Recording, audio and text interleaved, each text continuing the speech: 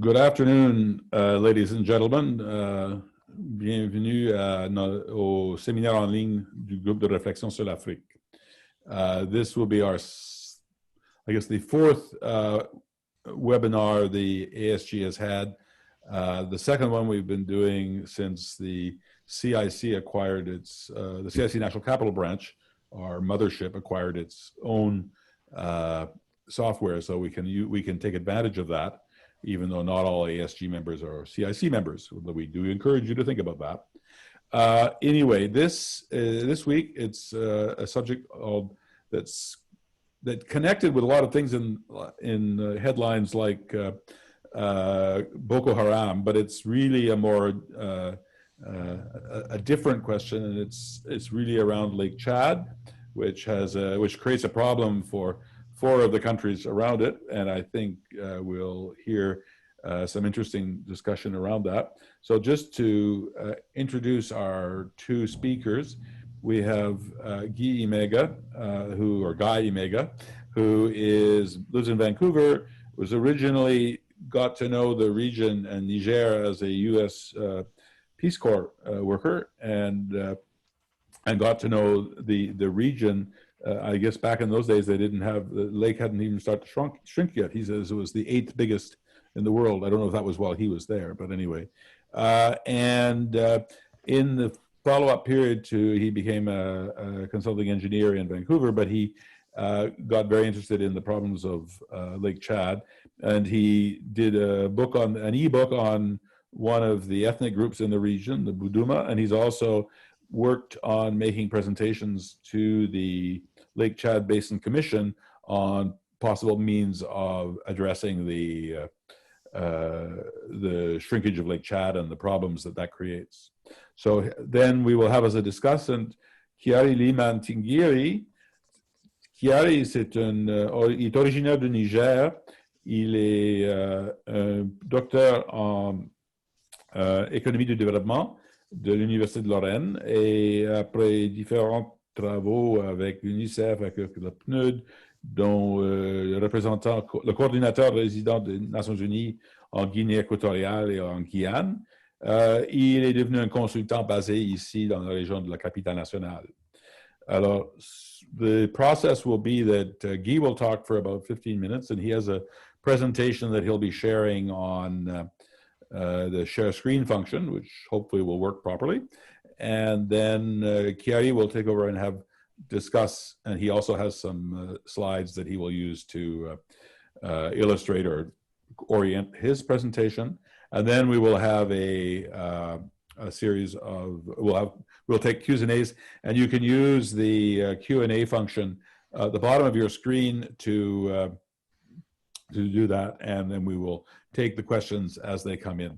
So with all of that, I will turn it over to Guy, or Guy.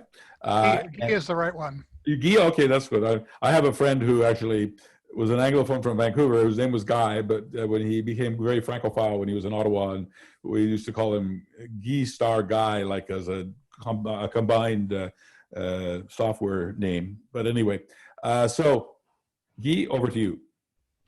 Okay, I will attempt to share screen. It usually works pretty well. Host disabled attendees screen sharing. So you have to allow me. Okay. Oh, okay. I just got that. That's fine. You can now start sharing.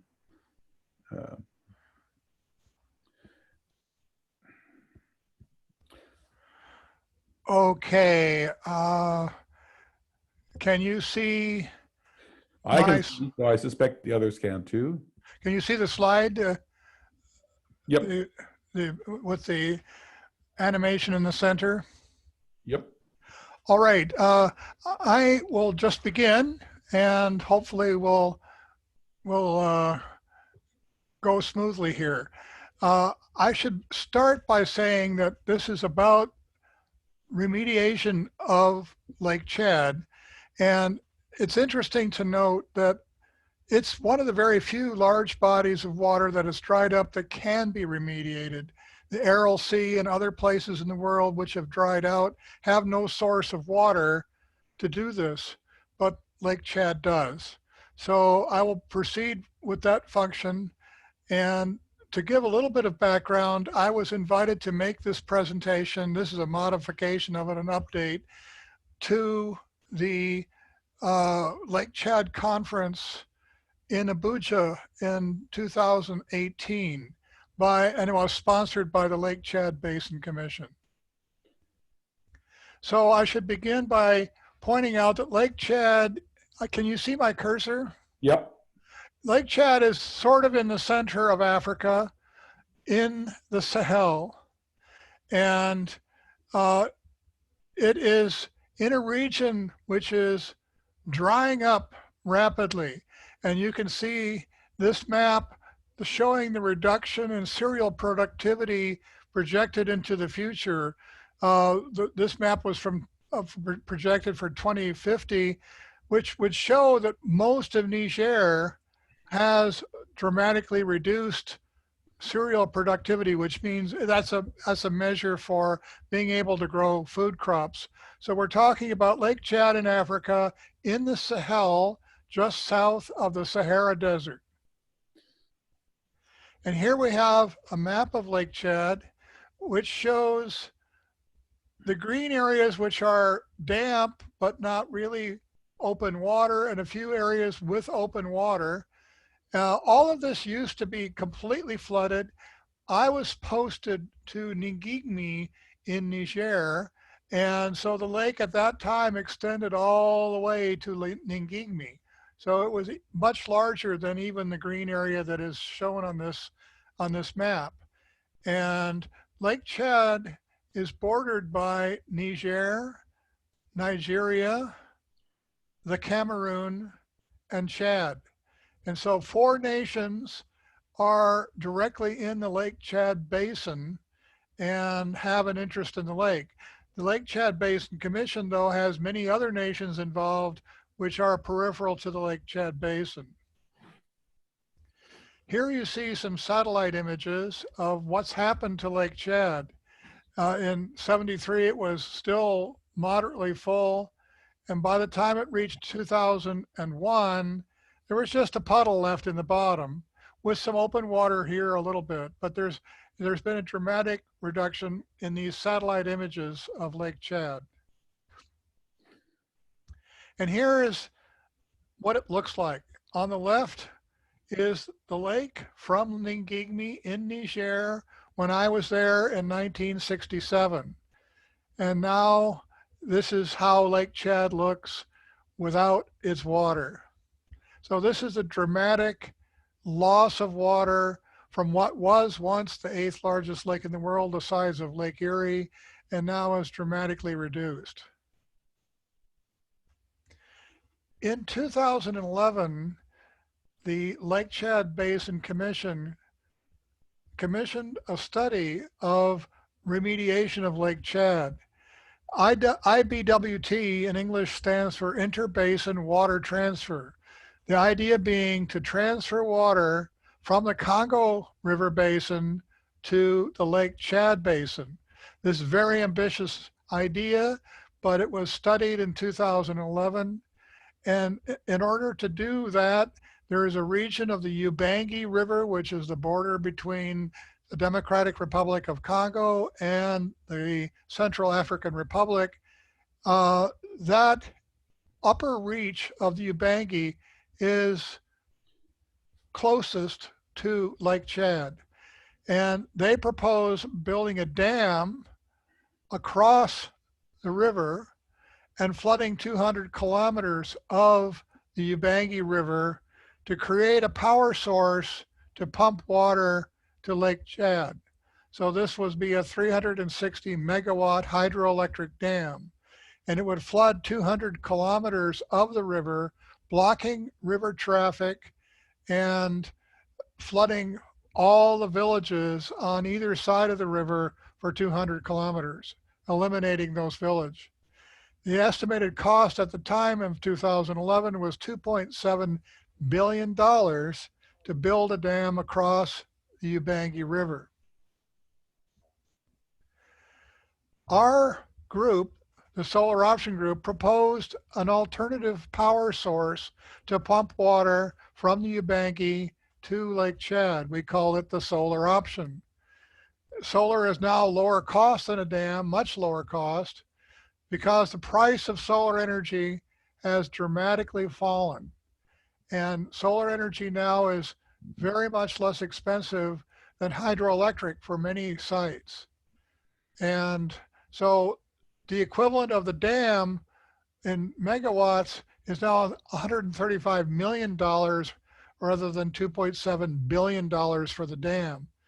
Also, another advantage is that the solar energy can be installed in stages.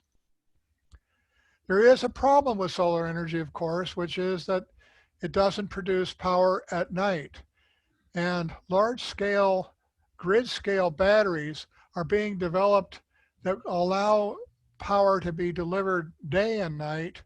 This is the first example of a very large-scale lithium-ion grid battery in Australia, and this can increase pumping time as more batteries come online. This is a major area of research and development for alternative energy for both wind and solar, where you need a steady supply of energy and the power is intermittent. One big advantage of the pumped storage, using solar power to pump storage, is that you can start early and increase the capacity.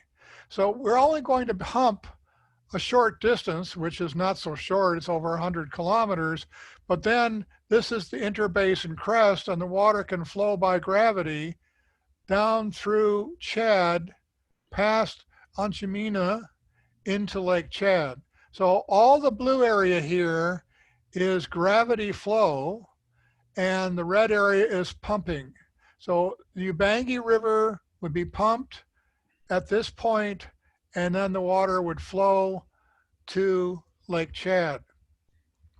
I should note that Lake Tchad historically has been filled by the jungle areas of the Central African Republic, which in the periods of monsoon rain would send a lot of water to Lake Tchad. And I believe that's how in the 1960s Lake Tchad became full of water. Our proposal was 4 parallel pipelines built one next to the other in stages, and you can then add capacity as you need to pump more and more water. And we were also proposing to pump water only when there was surplus water in the Ubangi at high water. So the solar option does not require a dam. It does not interfere with boat traffic on the Ubangi. It doesn't flood villages, and it doesn't interfere with fishing. We would use submerged intakes so that you avoid flooding, and you would pump between 1% to 5% of the Ubangi River flow, which is a small amount and designed to, it's not a small amount of water, but it's, since there's lots of water in the Ubangi, but it's a small amount of percentage of the river and would not affect further hydroelectric development by the DRC for the Grand Inga power scheme, the hydroelectric power scheme that they hope to do in the future. So a summary of the solar option is that it would cost $267 million for the solar power, 10% of the cost of the dam. This cost does not include the pipelines and other infrastructure necessary to do interbasin water transfer to Lake Tchad. The infrastructure would be in the Central African Republic. It would not affect the Democratic Republic of Congo. And the advantage to the Central African Republic, which doesn't get much direct water, would be infrastructure development, electricity and roads, and all kinds of industrial development, which could benefit the future of the Central African Republic.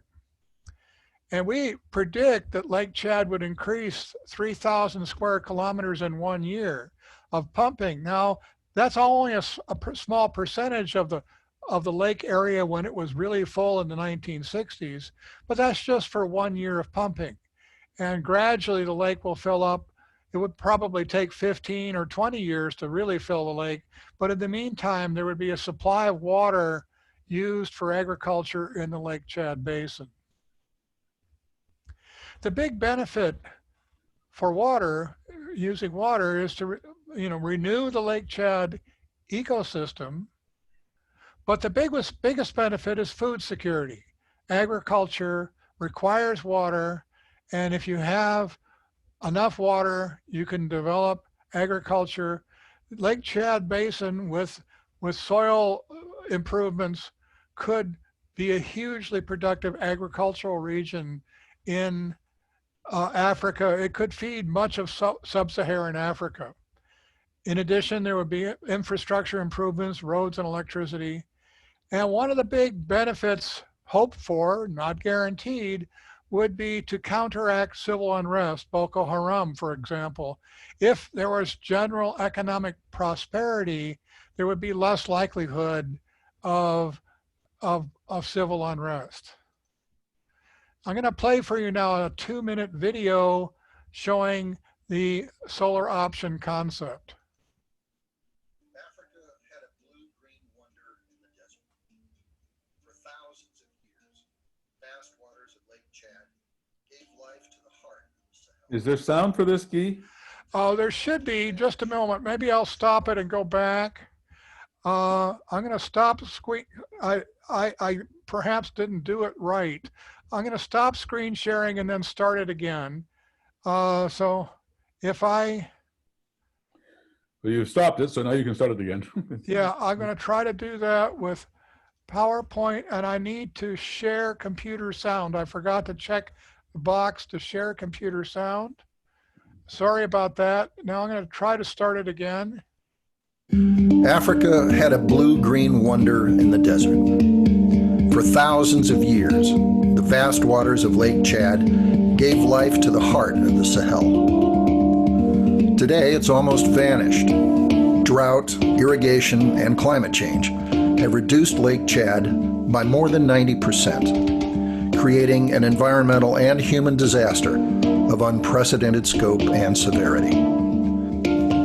Remarkably, there is a solution. The Congo River basin is blessed with abundant rainfall. The Ubangi River, a northern tributary of the Congo, has surplus water that can save Lake Tchad. The technology is simple. Solar-powered pumps on the Ubangi River will transport water through a 128-kilometer pipeline that empties into canals and natural waterways to replenish the lake.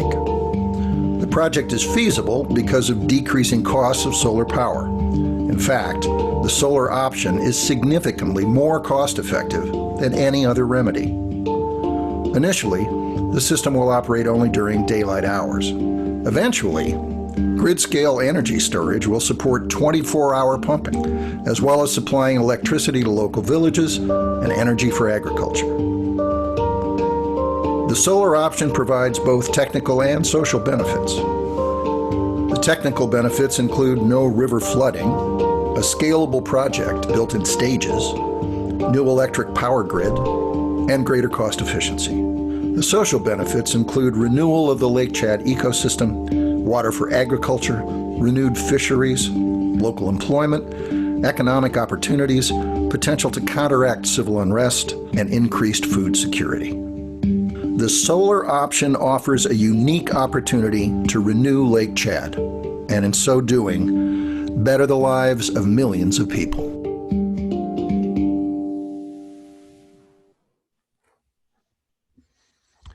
I have created a website with detailed terms of reference for an engineering study of the solar option. So what's needed is a detailed engineering proposal about how much this would cost and how it would be done to bring water from the Ubangi to Lake Tchad. And of course, this would include a budget and schedule for construction. This kind of study needs to be undertaken by a large civil engineering company capable of carrying out such work. I'm hoping that someday we can reach a consensus on the solar option. The terms of reference are available on the savelakechad.com website. We need a new engineering proposal, and we need to secure the future of Lake Chad. And that was the end of my presentation to the Abuja conference on Lake Chad in 2018. So I'm going to stop screen sharing and turn the, Bruce, you can turn the presentation, the webinar over to Chiari. Okay, thank you very much, Guy. So just for everybody now, we turn it over to Chiari, who will also have some diapos. Il va partager son écran à lui. Je dirais simplement aux gens qui pourraient penser à formuler des questions pendant que Chiari fait ses commentaires. Please, you can look at and add comments or questions through the Q&A function at the bottom of your screen. So with that, Guy, c'est à toi, Chiari. Allez-y. Oh, j'ai partagé l'écran, mais je ne sais pas si vous le voyez. Ça s'en vient, source des données et préférences. Oui, je pense que c'est ça. Voilà, merci beaucoup. I'm going to speak in French. It will be easier for me and for you too, I think. So, je vais dire quelques mots, juste pour mettre un peu de contexte et puis aussi parler un peu de développement, puisque un tel projet, s'il se réalisait, va effectivement changer les perspectives de développement économique, social, des gens qui vivent autour du lac. Le premier point que je voudrais faire, c'est que je suis assez partisan, je suis même très partisan d'une solution technologique. Je crois que au-delà des raisons économiques, même simplement pour les raisons écologiques, il serait intéressant d'avoir à nouveau le lac Tchad comme il fut jadis. Ce serait bien pour ceux qui vivent autour et je pense que ce serait bien pour l'ensemble des pays. Mais pour faire ça, il faut regarder quand même l'ensemble du contexte. Il faut voir quels sont les acteurs d'un tel projet et quelles sont les contraintes qu'il faut surpasser pour que la chose produise les effets attendus, une meilleure production agricole, davantage d'emplois, davantage de sécurité alimentaire, etc. Alors, dans un premier tableau, j'ai mis les 5 pays qui sont un peu les stakeholders de l'exercice. L'eau viendrait de la RCA et puis ceux qui profiteraient, les pays qui bénéficieraient finalement si l'ouvrage était réalisé sont le Cameroun, le Niger, le Nigeria, le Tchad. Alors, juste pour voir un peu de quel contexte de développement on est, si vous regardez comment ces pays sont classés en termes de développement humain, vous voyez qu'on a les 3 derniers du monde, et puis voilà, on a 188, 189 et 187, et puis bon, 2 qui ne sont pas si bien classés que ça. Ça résume un peu à la fois l'étendue des besoins, le fait que tout ce qui peut contribuer à améliorer la production, la sécurité alimentaire, l'emploi est bon à prendre, mais ça donne une indication aussi des contraintes. Pour voir ça, il suffit de parcourir les quelques indicateurs ici. J'en ai choisi quelques-uns, on peut en avoir beaucoup d'autres. Mais avant d'arriver à ces indicateurs un peu de gouvernance ou de la qualité des institutions dans ces pays-là, je voudrais attirer l'attention sur ces 2 premiers tableaux. C'est la croissance démographique dans les pays. Elle est fulgurante. Dans tous les pays, la population va doubler ou plus d'ici à 2050. Et ça, c'est quelque chose d'important parce que l'augmentation de la population va créer encore davantage de pression sur les ressources naturelles. De ce point de vue-là, un projet comme ça est un projet qui servirait à alléger des contraintes. Maintenant, quand vous regardez un peu de quel pays on parle, quelle est la qualité des États, de leur gouvernance, de ce qu'ils font, on a tendance à être pas nécessairement très optimiste. je ne veux pas reparcourir tous les chiffres, mais qu'on comprenne les CPA qui sont communs à la Banque mondiale et à la Banque africaine de développement, ou qu'on regarde des indicateurs comme le BTI, Freedom House ou Mo Ibrahim, disons que ce sont des pays assez mal gouvernés, pour aller très vite. Ce sont des pays qui ne sont pas aussi bien gouvernés que ça pour réaliser facilement ensemble de tels projets et en tirer le meilleur bénéfice. De surcroît, ce que j'ai essayé de voir si ces pays-là avaient l'habitude de travailler ensemble et voir quelle est la plus petite organisation régionale dans laquelle ces pays se retrouvent. En réalité, à part la CENSAD et bien sûr la CBLT, mais on verra plus loin que CBLT, c'est très peu opérationnel comme instrument. À part la CENSAD, ces pays-là ne se retrouvent ensemble, les 5 pays ne se retrouvent ensemble que dans les grandes organisations continentales, bien sûr, ils sont tous font partie de l'Union africaine ou alors dans les grands forums. Il n'y a pas vraiment de tradition de travailler de façon opérationnelle ensemble. Ça, c'est quelque chose qu'il faut garder à l'esprit si ce projet doit être réalisé. Alors ensuite, il y a quelque chose d'assez particulier au bassin du lac Tchad, c'est que dans tous les pays, les zones qui sont les riverains qui sont aux rives du lac Tchad sont des zones à la fois pauvres et marginalisées. J'ai pris à dessein les indicateurs de pauvreté multidimensionnels. Ça a l'avantage de refléter aussi bien les couvertures en services sociaux de base que des questions comme l'énergie, l'éducation, l'assainissement, mais aussi un peu le capital, le stock de capital dont disposent les populations. Et vous pouvez regarder ici. Au Cameroun, c'est l'extrême nord. Et j'ai mis ici, à gauche, vous avez le niveau c'est la moyenne nationale du pays. Et là, à droite, vous avez la situation dans la province qui jouxte le lac, la province qui est directement les riveraines du lac. Quand on a un taux de pauvreté de 45% au Cameroun, quand on remonte dans l'extrême nord, c'est 80%. La sévérité est aussi quasiment du double. C'est exact. Bon. Au Niger, la pauvreté est massive. L'écart ne peut pas être du simple au double puisque la moyenne nationale est de 90. Mais quand même, quand vous allez dans la zone du lac, elle augmente, c'est-à-dire la région de Difa. Vous avez la même chose au Nigeria. Vous avez une moyenne de 46 pour l'ensemble du pays. Et quand vous allez dans l'état du Bornou, qui est l'état riverain du lac Tchad, vous avez 61. Au Tchad, il y a 3 provinces qui jouxtent le lac et vous trouvez le même type de configuration.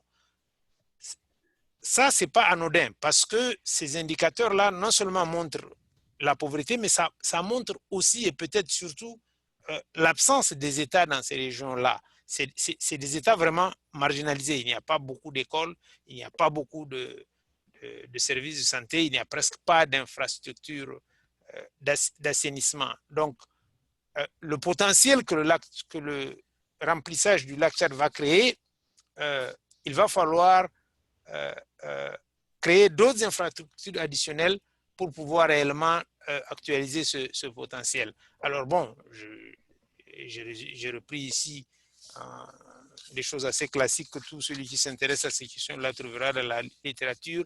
Évidemment, et ça se voit déjà même maintenant dans la région du lac Tchad, vous avez une concurrence pour les ressources naturelles, qu'il s'agisse des pâturages, qu'il s'agisse des terres agricoles, qu'il s'agisse de la pêche, et ça génère beaucoup de conflits communautaires.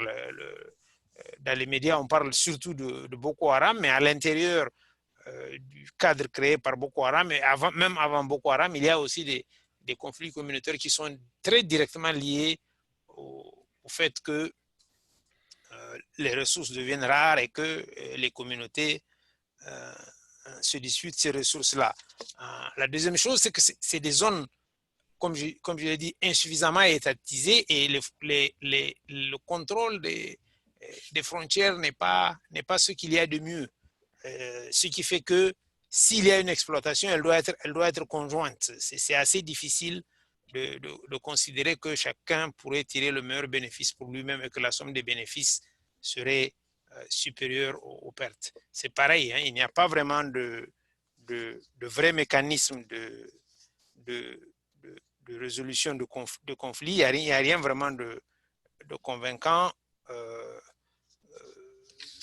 à la zone. Ça, c'est aussi une autre série de contraintes dont il faut être présent. Alors, je viens à l'organisme qui est pressenti pour disons, gérer l'exercice. C'est CBLT, Guy en a parlé, ça a été créé en 1964, mais en réalité, ça n'a jamais vraiment déchargé son mandat. C'est ça la réalité. Le mandat, avec le temps, ça a été élargi. La CBLT est censée, qui ne regroupe que 4 des États. La RCA ne fait pas partie. Ça regroupe le Nigeria, le Niger, le Tchad et le Cameroun. Et le mandat est la gestion durable du lac Tchad et des ressources en eau et même la préservation de la paix transfrontalière et de la sécurité dans le bassin du lac. Bon, il n'y a pas besoin de long discours pour savoir qu'il n'y a pas de paix ni de sécurité dans la région du bassin du lac Tchad et que les États se passent largement de la CBLT pour... Are you outside? Are you outside? Are you coming by? Bruce, you're live on the webinar. No, I'm sorry. I'll get out of the way. Okay. Bon, et puis en plus, les instruments qui ont été développés pour un peu renforcer la CBLT ne semblent pas être vraiment pris au sérieux par les États. Par exemple, la charte de l'eau, qui a été un travail assez profond que la CBLT a élaboré, n'a toujours pas été ratifiée et la CBLT a beaucoup de mal, malheureusement, à assurer même la centralisation et la gestion des informations. La réalité, c'est que l'organisation survit, pour être très, très rapide, ça survit comme une agence d'exécution d'un projet régional de la Banque mondiale. Donc, ça n'a vraiment ni l'autonomie, ni l'autorité, même si ça s'appelle Commission du bassin du lac Tchad, pour, à mon avis, piloter un tel projet. Je voudrais dire quelques mots sur la crise sécuritaire liée à l'insurrection du bassin, liée à l'insurrection de Boko Haram. Bon, je ne suis pas vraiment compétent pour dire si un lac Tchad plein va être suffisant pour éradiquer Boko Haram. La question reste ouverte. Je ne vois pas très clairement l'impact en termes de sécurité. Mais bon, l'historique, c'est que Boko Haram est un groupe religieux. Ça a commencé avec la mort de Mohamed Youssouf en 2014. Les dégâts, ça a commencé au Nigeria et puis ça a gagné petit à petit le Cameroun, le Tchad et le Niger. Actuellement, on a un gros... plus de 2 millions de personnes qui sont en déplacement à cause de cela. Le nombre de tués, j'ai ici le chiffre, rien que pour le Nigeria, on est près de 44 000. Et les morts, ce n'est pas toujours fait par Boko Haram seulement, c'est parfois aussi fait par les forces de sécurité. Les activités productives autour du lac sont largement compromises, certains sont totalement arrêtés. Donc, je pense que la résolution de la crise sécuritaire du Boko Haram est quasiment une condition préalable pour faire de façon utile l'opération du remplissage du lac. On peut se demander pourquoi un pays comme le Nigeria, qui a pu mettre fin à la guerre du Biafra en 3 ans, 67, même 2 ans et demi, 67 à janvier 70, alors même que le Biafra était soutenu par des grands pays, la France, l'Afrique du Sud, à l'époque la Rhodésie, et puis d'autres pays africains, le Gabon, la Côte d'Ivoire, etc., n'est pas arrivé à bout d'un groupe comme Boko Haram, une fois encore, qui a commencé, mais vraiment comme une micro-rébellion d'islamistes fondamentalistes dont on a tué le chef. Alors bon, il y a beaucoup d'hypothèses, mais les deux qui semblent émerger le plus fort, c'est que, bon, une première hypothèse, c'est que l'État du Nigeria est plus faible qu'il ne l'était en 1967, c'est-à-dire qu'il ne l'était 7 ans après son indépendance. La raison avancée, c'est que l'armée serait trop corrompue pour être en mesure d'arriver à bout de Boko Haram. Ça vaut ce que ça vaut, mais beaucoup d'organismes qui observent les conflits, dont International Crisis Group, etc., soutiennent ce type d'argumentation, cette ligne d'argumentation. Et puis vous avez une deuxième raison, c'est que tout simplement, il n'y a pas d'enjeu pour l'État fédéral du Nigeria au Bornou. Le Bornou, c'est pas le Biafra, c'est pas le delta du Niger, il n'y a pas de pétrole, il n'y a pas de ressources naturelles, il n'y a rien à aller chercher au Bornou, il n'y a pas de raison donc d'investir l'effort de guerre nécessaire pour éradiquer l'insurrection de Boko Haram. Bon, ça vaut aussi ce que ça vaut comme hypothèse, mais dans les deux cas, c'est un problème assez important à résoudre si on veut avancer avec ce projet-là. Oui, alors le troisième point que je voudrais faire, en essayant de préparer ça, j'ai regardé un peu ce qui a été dit par-ci, par-là, et puis deux choses qui me paraissent intéressantes à partager. La première chose, c'est qu'il semble que le lac Tchad, il est économiquement plus intéressant quand il est petit, c'est-à-dire quand il est comme il est actuellement, plus que quand il était lorsqu'il était moins ou même plein, parce qu'il semble qu'on pêche davantage là-dessus, qu'on utilise les terres laissées par l'eau comme des terres fertiles d'une agriculture qui est plus productive, qu'on peut occuper les îles. Enfin, ça, c'est une question à regarder. Donc, le projet n'est pas vraiment un projet, disons, qui serait économiquement rentable. Et ça c'est quelque part un peu validé par une autre chose. Actuellement, il y a un projet de la région du lac qui n'est pas ce projet de remplissage du lac, mais qui est un projet de développement entre guillemets régional, projet financé par la Banque mondiale, dont je donne le titre et les références ici. Ce projet-là comporte un prêt donné à 3 des pays. Le Nigeria n'était pas dans le lot, mais le Niger, le Tchad et le Cameroun se sont endettés. Et quand vous allez regarder l'évaluation du projet, il n'y a pas de taux de rendement économique. Il y a des vagues considérations, mais ils ne sont pas capables de dire economic rate of return et de temps à ce projet-là. Donc, il est basé tout simplement sur le fait que la fiscalité des États doivent payer pour cet argent-là sans dire si réellement le retour sur l'investissement est validé. C'est vraiment des considérations très générales, il n'y a aucun chiffrage. Bon, on ne peut pas non plus le reprocher, il y a un déficit de connaissances sur la région, les données sont ce qu'elles sont, on ne connaît pas bien les rendements, etc. C'est pas, je ne prétends pas que c'était techniquement facile à faire, mais ça indique quand même que ce n'est pas un projet rigoureusement économique ou rentable du point de vue économique. Maintenant, de façon plus large, de mon point de vue, et c'est pour terminer, c'est l'avant-dernier slide, si on veut regarder de façon large ce que serait un peu l'économie politique d'un projet comme ça, il y a un certain nombre de choses qu'il faut prendre en compte. C'est clair que les régions sont extrêmement pauvres et marginalisées. Ça plaide fortement en faveur du projet de remplissage. Il y a la faible présence étatique qu'il faut combler, y compris en rétablissant la sécurité. Ça, c'est une contrainte. Si on ne le fait pas, c'est très difficile d'imaginer que, rempli ou pas, le lac Tchad puisse être une source de prospérité. La dynamique démographique accroît le besoin, mais il accroît aussi les risques de conflit parce que la pression sur les ressources augmente. Et alors, il y a un certain nombre de pays,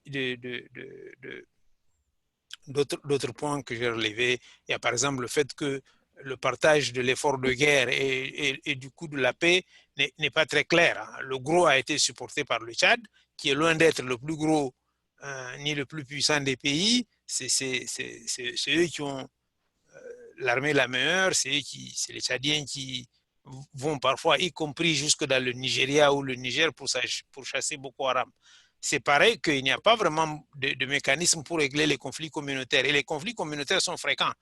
Même à l'intérieur des pays, par exemple au Niger, il y a eu des conflits entre les Boudouma et les autres, enfin, et les gens de Baroua, etc. Il y a des conflits communautaires. Du côté tchadien aussi, il y a des conflits communautaires, non seulement entre éleveurs et agriculteurs, parfois entre agriculteurs de différentes communautés, ou alors entre des pêcheurs, par exemple des pêcheurs du Nigeria qui viennent essayer de s'y installer. On n'a toujours pas trouvé de solution, même informelle, viable. C'est pareil pour ce qui est des droits d'exploitation des ressources naturelles. Et même en ce qui concerne les interventions humanitaires, il n'y a pas beaucoup de coordination entre ceux qui font du développement et ceux qui font de l'urgence. Ça se voit au Tchad. Vous avez d'un côté des projets qui financent beaucoup d'opérations pour les personnes déplacées, mais de l'autre côté, ces régions-là restent désespérément les moins bien loties. Bon, dans le long terme, il est important de savoir si les terres deviennent viabilisées, disponibles, utilisables pour l'agriculture, la pêche, la pisciculture. Il faut régler les questions de propriété, il faut régler les questions de sécurité foncière si l'on veut que ça puisse servir à la sécurité alimentaire, non seulement des riverains, mais des pays, et puis à tous les problèmes des autres biens publics manquants, le problème de la maintenance des infrastructures, etc. Pour me résumer, je pense que c'est un projet, à mon avis, qu'il faut poursuivre. Ça peut apporter une réponse à des régions qui sont pour le moment pauvres, marginalisées, qui n'ont aucune autre ressource. Et le Tchad, effectivement, s'il a beaucoup d'eau, ça peut être cette ressource-là, autour de laquelle on peut envisager une sorte de transformation de ces pays-là. Et le fait que la productivité agricole baisse dans le Sahel est un atout en faveur d'un tel projet. Maintenant, il faut ajouter tout de suite que réaliser ça nécessite des préalables, y compris un préalable institutionnel qui est de disposer d'un outil certainement plus efficace que ne l'est jusqu'ici la CBLT, et un moyen pour les États de coopérer de façon un peu plus efficace. J'espère que je n'ai pas dépassé les 15 minutes. J'ai terminé ce que j'avais à dire, et s'il y a des questions, je serai heureux de répondre. Voilà.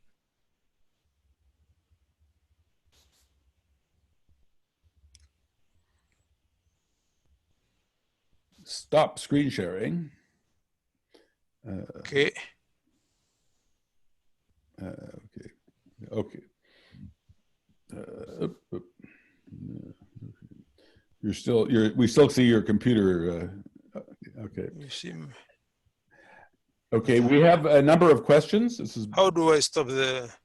I've been trying to stop it. That doesn't. Oh, I can see. You can't. Oh, okay. I stopped letting you share your screen, so that's not the problem. Anyway, okay. We have a number of questions on the bottom. In order to try and manage the things, obviously there's an aspect of this that's a very giant project, or a lot of and Kiari alluded in particular to the demographics in the region and it's not clear. I mean, they increase the need for it, but they create even more pressure, make it even more difficult to imagine how it's actually going to happen. But there are, I'd say, 3 or 4 questions that I would qualify as semi-environmental. So I was thinking I could ask the panelists, in particular Guy to sort of respond to them, so that we have looked at that before we go into the overall feasibility. So one was from Deborah on what is envisioned to ensure the solar pumping system does not wreak havoc for fish and water animals. And then sort of a different one, which I'm wondering whether the fact, and I think this is almost germane to Kiari's point about the small Lake Tchad being quite more intensely used at the moment. I'm wondering whether the fact that so much of Lake Tchad has been empty for so long might have resulted in changes to the lake bottom that could compromise some water retention, for example, lack of vegetation and things like that. I don't know whether you, either of you in particular, Guy, have anything to say on those 2 points? Okay, I'll start with the fishery question. Obviously, pumping water from the Ubangi, the Congo River Basin to Lake Tchad runs the risk of introducing new species from the Congo to Lake Tchad. There are some means of preventing this with electric fish fences, which are used extensively in the Great Lakes region with pretty good success. But that doesn't absolutely guarantee there won't be a problem. And I can only suggest that we do the best we can. These electric fish fences do not prevent microorganisms from going, but nobody wants the Congo tiger fish, which there are no tigers in the Congo, but they have a tiger fish, which is quite a gruesome looking creature, to go to Lake Tchad. On the other hand, both ecosystems have the famous Nile perch, which is a 6-foot long, very edible, delicate fish. So ecosystem management is a big problem, and it isn't one that we probably can solve completely, but we can make some good steps. I noticed another question about water hyacinth. I have no expertise in water hyacinth. There was no water hyacinth in Lake Tchad when I was there, but who knows, it could be a problem in the future. With regard to the nature of the lake itself, the areas that are no longer flooded are quite full of plant growth. And so it's swampy and full of reeds and so on growing in the bottom. Not all of it is dry, desiccated mud. Some of it is wet, and the lake does continue to fluctuate. Some years it has more water, and some years it has less. And so filling the lake with water to the extent of 1967 may not be easy and may not be necessary. We want to restore the fishery. The fishery is an important economic and food source, but also we want to have enough water for major agricultural development, which would imply irrigation and so on.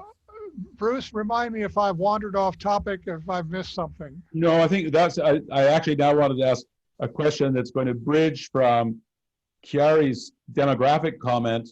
It's a position but it's linked to your things, which is a question from Tag Al-Kajan, which is the expected lifetime of the project, but he makes the point that in 30 to 40 years, the DRC may need its water. This in the context, presumably, of having a doubled population. I don't know whether that's true or not, but I guess that's sort of there's both the lifetime of the engineering of the project, I mean the solar panels and things like that, and then there's also the question of to what extent is the statement that Ubangi has its excess water at risk from the ongoing population growth, as is indeed all the economic development in the region. Okay, I will speak generally without absolute knowledge on these issues. We all know that with global warming, there's 5% more water in the atmosphere now than there was 20 years ago, which means there's 5% more rain, which is why there is flooding in certain regions, including the South Sudan at the moment. So there's huge rainfalls that happen. The rain in the Congo River Basin is interesting because it either rains in the north or the south, and all of it flows into the Congo River system. So the Congo River is relatively constant in flow. It doesn't fluctuate as much as you might anticipate, and it's likely that it'll still have water in the future, although it could fluctuate more with global climate change. The portion of the river bordering between the Democratic Republic of Congo and the Central African Republic presumably has equal access to both countries. And so if water is taken from the CAR side, then it's really not a decision to be made by the DRC. But it is an issue that someday they may need more water, but we know for certain that today more water is needed in the Lake Tchad Basin. So it's future versus present problems. But it's likely that the Congo River Basin will still have abundant water in the future because of the increased water vapor in the atmosphere due to global warming, which then evaporates the oceans, and then clouds come along and it all pours down rain somewhere. So the lifetime of the project is an interesting question. It probably would be greater than 50 years, but there will be renewal and maintenance and upgrades to the infrastructure. The pipeline should last a very long time, maybe 100 years. The solar panels, maybe 50 years, maybe less, who knows? There will be some failures and some replacements and some additions. If the project is viable, there'll be money to maintain it. If it's not viable, then it'll fall into disrepair.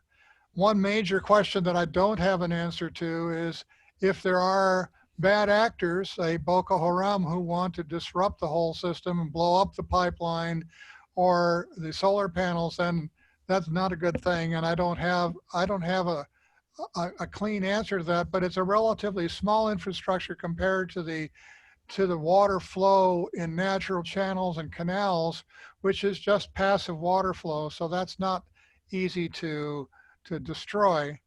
So I believe we'll have a long lifetime. You know, the Site C Dam in British Columbia is supposed to have a 100-year lifetime.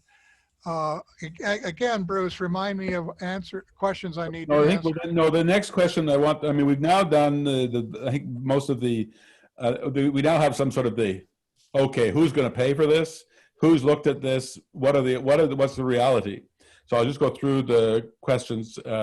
First, has the World Bank or the African Development Bank had involved in the project, and is the African Union involved? Of course, the African Union would only be political because it doesn't have money to organize things like that. So has there been any discussion of this type of project with the World Bank or the ADB?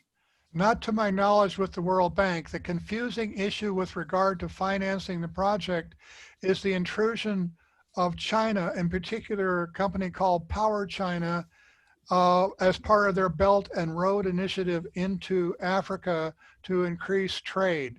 So they verbally committed to $80 billion to remediate the Lake Tchad Basin, but of course, nothing has happened in that period. They haven't done the engineering studies and so on. They were not committed to the solar option.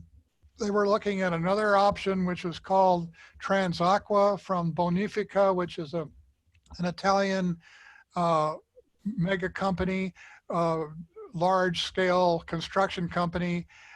It's a crazy project which envisions a ship canal in the jungle of the Democratic Republic of Congo that doesn't go anywhere. It just goes back and forth with 20 hydroelectric dams.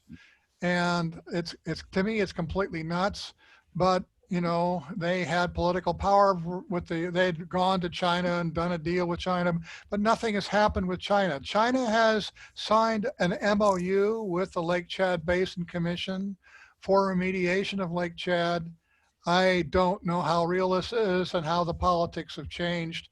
So that was completely occupying the attention of the people at the conference in 2018, that China had money and nobody else was even talked to, as far as I know. I would think in that context, though, that, I mean, China isn't against solar power. They're doing all kinds of stuff to become a more active solar power experts themselves. So it wouldn't be, the concept of the solar option wouldn't seem to me to be outside their possible range of interests and things like that. That makes great sense, and I actually talked about that. The problem is that I did not represent a large construction company. I was just presenting this from a small group of people that were supporting this concept. you know, we would need the involvement of a major engineering company, and then and a commitment by the countries in the Lake Tchad basin that they really want this project to go forward, and they would politically lobby for it. And in the meantime, everything got derailed by China. So I don't have the economic clout myself. I don't represent the World Bank or a large construction company to go forward on that. So I'm a bit stuck, and everybody's stuck because nothing is happening. Well, actually, the interesting thing would be, I was wondering whether something like the Asia Infrastructure Investment Bank, which actually does theoretically have the ability of building infrastructure in Africa, even though the A in its name is for Asia. So it would be interesting because it would certainly be a fairly dynamic and broadly speaking, like, you know, in the sense of doesn't strike me that it has a whole lot of negatives other than the very good question that Tag asks, which is who will pay for this, which was of course the $64 billion question. It's a big question. There have been various funds that could be tapped through the United Nations. They had a climate remediation fund. Europe has talked about reducing migrants to Europe by funding projects in Africa. A lot of people have done talking. None of that talk has resulted in any concrete action. But in the meantime, China, for instance, is currently building 4 major airports in Nigeria. For example, yeah. One question on Nigeria from Uchenna, which is heard that the president of Nigeria is interested in reviving Lake Tchad. Is it really true? Has he done anything to show that it's something other than just political gimmickry? Well, I can't tell you how true it is. In 2017, I attended a meeting at the United Nations in New York City at the plenary session where Buhari committed to remediating Lake Tchad. The next year, the Nigerian government sponsored this conference in Abuja, where again, Buhari attended and committed to replenishing Lake Tchad. So Buhari has said all the right words, but I don't see any action. Yeah, well, he did the same with Boko Haram. He promised to defeat Boko Haram, and he did that he does it every year. So. Yeah, no, I think clearly, well, the one way of looking at this is that it's a potential optimistic answer to what's otherwise a very pessimistic region, whether it be a combination of the demographics, the poverty, the poor governance, and Boko Haram. So I hope nobody was expecting us to have a magic formula at the end of our evening. Uchenna has a question about whether or not the World Bank project is really just trying to keep the countries indebted. I don't know. What was the World Bank project actually trying to do? Basically, I mean, the one I read is a very classical World Bank regional development project. The only, Niger, Chad, and Cameroon have committed to do it in the provinces that are bordering the Lac Tchad, the Lake Tchad, and that's it. But otherwise, it's quite classically, you know, they wanna improve food security, they wanna put some irrigation, they wanna pay for some rural roads, stuff like that. It's really very classical project. It has nothing to do with the level of water or the sustainability of water in the Lake Tchad. It is just a development project for the region of Difa, a development project for the extreme north in Cameroon, and a development project for the Lake Tchad province in Chad, and that's it. Okay. I should mention that Lake Tchad is a mega problem. It's a big problem, and the solution is a mega project. And my goal was to simply make it as feasible as possible, to think it through and say, this is what could be done. I didn't have an illusion that I could sort of wave a magic wand and get everybody working on it, but it is on the record now that this could be done. And if there is the political will, it could happen. Okay, well, on that point, then I guess Chris Roberts has a question. Given other regional development and human development priorities in the region, and given that any financing for Lake Chad remediation needs to be highly concessional, not commercially financed, repaid through profits, does Lake Chad remediation meet realistic cost-benefit analysis considering the scarce financial resources? I think partly the answer to that is that you don't, until you know the estimate of the cost, which you were implying that you did have to have the engineering costs assessed, it's hard to know how you measure the benefits and the cost. Like, how would you measure the benefits to have a question of what the size was compared with the costs? Well, it's also a question of how well the Lake Chad Basin can be developed to ensure food security, not just for the region, but for much greater regions of Africa. Lake Chad has the potential to be a big agricultural production region. It could be very, very large. It could, in fact, feed much of sub-Saharan Africa. But I'm positing something that's perhaps unrealistic, which is industrial agriculture. And I don't know if that's ever going to happen, but it has the land, it has the sun, it has the potential for water, and all those ingredients could be used to produce huge amounts of food. Mm-hmm. Okay, looks like, I just trying to think whether we have other questions, because we went up, the numbers went up, but I thought we'd gone through them already. I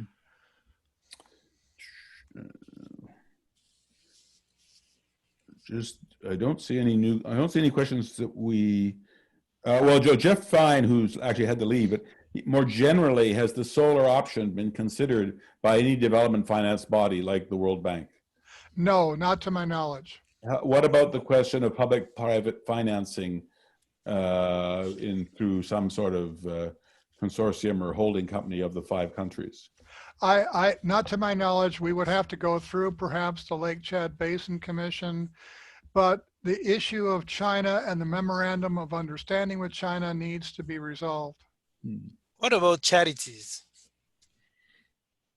It's a big project for charities. Yeah, I think 135 million is not that big. Well, no, but, yes, remember, there's no point in putting solar panels out if you don't have any pipes to pump water through. I mean, well, you can have a small hydro energy distribution system, but which you probably could do anyway. But it's not the same thing as a project like this size. I should re-emphasize that cost was for the power, the solar power.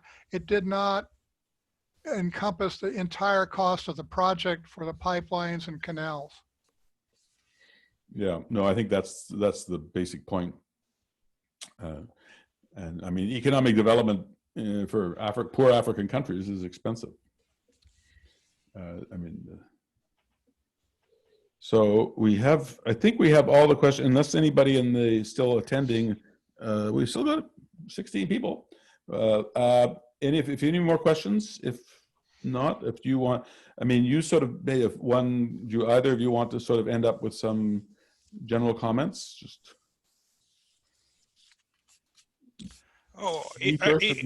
May I say a word? Go ahead. I would really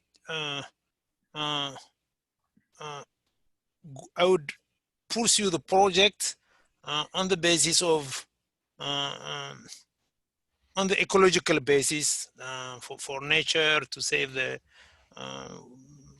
biodiversity and so on and so forth, not through an economic rationale. And if at all possible, I wouldn't go through interstate mechanism of implementing the project. Just an idea like that. Sorry, what I didn't quite understand. You would, si tu dis en français? Oui, je dis, moi, je poursuivrai un projet comme ça, comme un projet de sauvetage écologique d'un bassin important pour des raisons de biodiversité, de climat, enfin, parce que c'est une zone, parce que c'est quelque chose de très riche dans une zone qui meurt, davantage qu'un projet de développement économique. Et surtout, je ne vois pas un mécanisme inter-État qui regroupe les 4 pays concernés, plus la RCA, en train de mettre ça en œuvre. Je dis ça parce que regardez Inga. Inga, c'est rentable, mais on n'a jamais pu réunir les États pour faire Inga.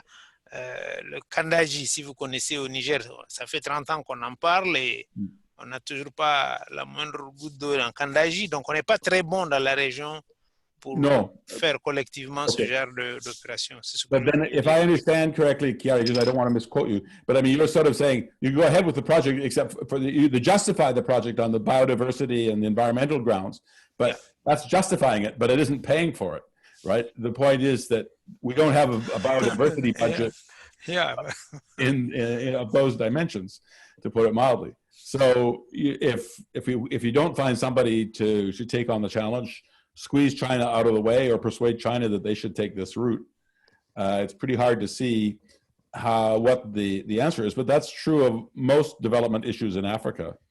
So, I mean, to try and end on a positive note, that although we can't see how this is going to work, in a sense, what we have to look at is ways of Africa developing that don't just involve throwing up your hands and saying, well, this doesn't, I mean, there is no solution. It's all terrible. I mean, because although it may be a lot of problems, we have to try and be Afro-optimists a little bit at the Africa Study Group, if nothing else, because it's our raison d'etre. I mean, we could just be throwing up our hands and being pessimistic won't solve any of the problems. Taking the long view, I think something like this could happen, and that we now know more or less how to do it. It's just a matter of the politics and the finances aligning someday. Yeah. And what happened? There is no crystal ball for the future, but it's not all doom and gloom. Yeah. My motivation was originally environmental, like Chiari said, and I've extended it to the more important thing in my mind, which is food security, and that people need to be able to be sure they have food. So that's a very important thing. And it's also an example of the world's largest environmental remediation project. And it's an example of a possible multinational project where many countries are involved and there's African cooperation. This would be hugely inspiring if Africa could actually do this. Yeah, definitely. One of the points that Chiari made about the challenges of the relations between the various countries was the very fact that since Niger and Nigeria are in West Africa and Chad and Cameroon are in Central Africa, the institutional structures are such that, except for the African Union, they're not in the same organizations. And so, but that's one of the big challenges that Africa faces is actually at the borders between the regional organizations, you know, and so in a sense, it's not that you have to solve that problem to solve many of Africa's problems. And so it maybe should be thought of in those terms. Yes, but there is a very good precedent, which is the Lac Tchad Basin Commission, which encompasses both Central and West African nations. It encompasses French-speaking and English-speaking nations, and it is supported by all of those nations. There is no contention about that, although they don't do much, but nonetheless, the infrastructure's there. It's been there for a long time. Yeah, actually, Brenda has asked on that. Can you see the benefit of food security in the Sahel region as a whole? Could we get other countries in the Sahel apart from the LCB, Lac Tchad Basin members involved in the financing? I think the answer to that is possibly, but the real big issue is from any of the financing that from the countries themselves is not likely to be at the scale that is likely to be needed, and it's not just taking account of other African countries. You would need outside resources. It does need outside resources beyond African resources. It needs something from Western nations, Europe, the United States, Canada, there needs to be world support for this, because Africa probably can't, at least in the near term, do it itself. Yeah, no, I think that's true. But I mean, it also raises the question as to whether or not there could be support from China. And that's not to sneeze at that. I would definitely like to do that. I don't have a platform or the personal finances to go around doing all this. I think that there needs to be buy-in by African nations saying, gee, wouldn't this be a really great thing to do? Yeah. And then if you had political support from African nations, then you can then go around to China and to Europe and so on and look for additional support. Yeah. I mean, the interesting thing is that Chiari made the comparison with Grand Inga, which is sort of this giant hydro project in DRC that would have enough energy that you would have transmission lines from Cape Town to Cairo to distribute it across Africa. Well, it's a bit of it's, to put it mildly, not going to happen anytime soon. And the benefits, it's not very clear, because how much of the benefits actually work. In this particular case, you actually do see potential concrete benefits for people in the region through the environment and agriculture and the improvement in the economy to the local people, which is, so although it may be of a similar scale in plausibleness as Grand Inga, it may actually have a broader political positive outcome that could potentially attract support. I would hope. Yeah, we indeed. Yeah. And so Sheikh Bangura has asked about whether or not, the African Union's participation. I mean, I think, is it indispensable? Frankly speaking, the less African Union is in the business, the better it is. I would sort of tempt to say I don't want to get caught on the record, but this is highly political. I mean, if you want to do it, you have to do it. Maybe through the NEPAD business of Africa Union, because they have some expertise about agriculture and they talk a lot about food security and so on. But if you put it at the union as such, okay, I mean. Well, I mean, it's something they could all. I mean, it's sort of like the African Free Trade Agreement. They could all agree with it, but they're not going to finance it. It's sort of rhetorical. Yeah, and then go back to business as usual. They agreed on it, and then 2 months later, Nigeria closed up its border with Niger, Benin, without no reason, without no legal base, and nothing. So yeah, no, that's. I have some experience on that issue. So there is no point in African Union. Okay, we haven't generated any new questions. So, do either of you want the last word? Let's do it. Okay. Yeah. Good luck. The Nike answer. Maybe Nike could sponsor it. Just do it. Okay. Well, look. Thank you. Jeff Bezos could sponsor it. Yes. Yeah. Yes. Yeah. He's just a few.